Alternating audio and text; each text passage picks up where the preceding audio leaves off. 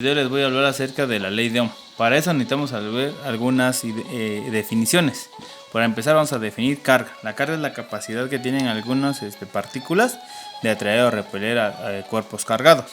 Sus unidades son el coulomb, ¿sí? Entonces ponemos, es como el ejercicio pasado, que puede atraer o repeler, ¿sí?, a otros cuerpos, ¿sí? Esa sería la carga. Sus unidades son el coulomb.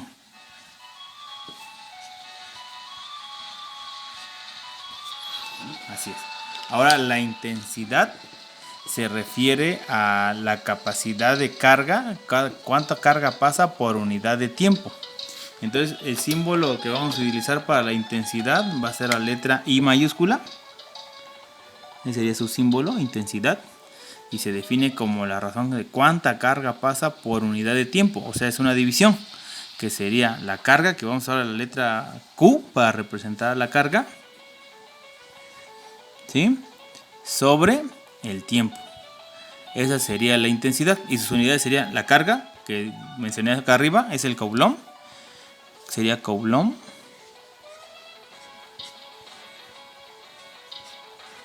por segundo.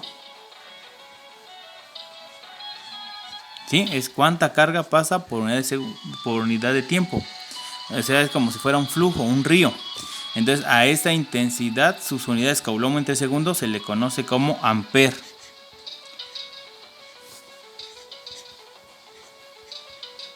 ¿Sí? Y es cuando viene, por ejemplo, en sus aparatos electrodomésticos, viene 0.5 ampere, 2.3 ampere, etcétera, ¿sí?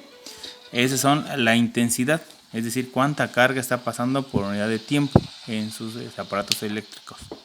Ahora, el voltaje se define como el trabajo que se realiza por cada unidad de carga, es decir, cuánta carga se está ocupando para realizar un trabajo. Entonces, el voltaje, vamos a utilizar la letra V mayúscula, y vamos a ponerle esas rayitas para diferenciarla de la B mayúscula de volumen y sea otra letra, digamos. Y entonces el voltaje va a ser la razón de dividir el trabajo por unidad de carga. ¿Cuánto trabajo hacemos? Trabajo con W, que lo denotamos, por intensidad, por carga, perdón. Que sería por carga, ¿está bien? Entonces las unidades del trabajo quedamos que eran los joules, ¿sí?, por carga, que sería coulomb.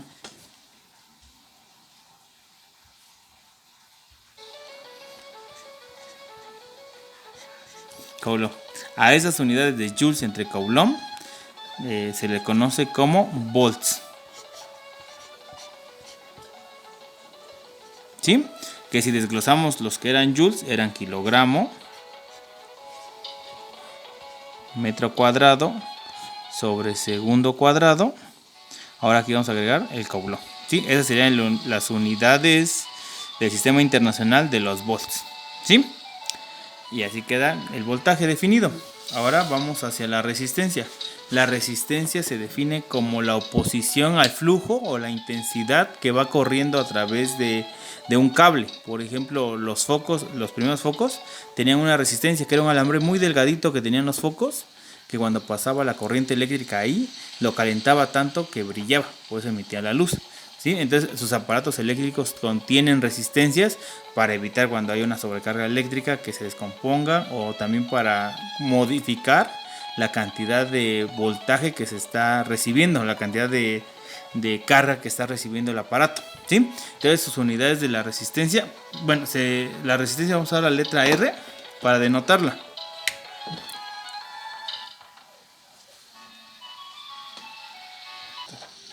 Bueno, entonces la resistencia se define como la razón que hay entre el voltaje por la intensidad de carga, que serían los volts entre ampere. Si desglosamos estas unidades, los volts son kilogramo metro cuadrado sobre segundo cuadrado coulomb, y los amperes son coulomb entre segundo.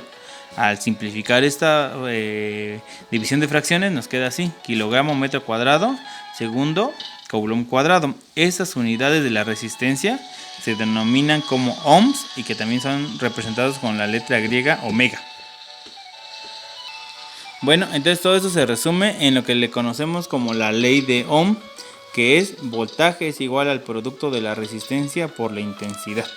¿Sí? Esa sería la fórmula para la ley de Ohm que se va a ocupar más adelante para calcular la resistencia en los circuitos. Sería todo.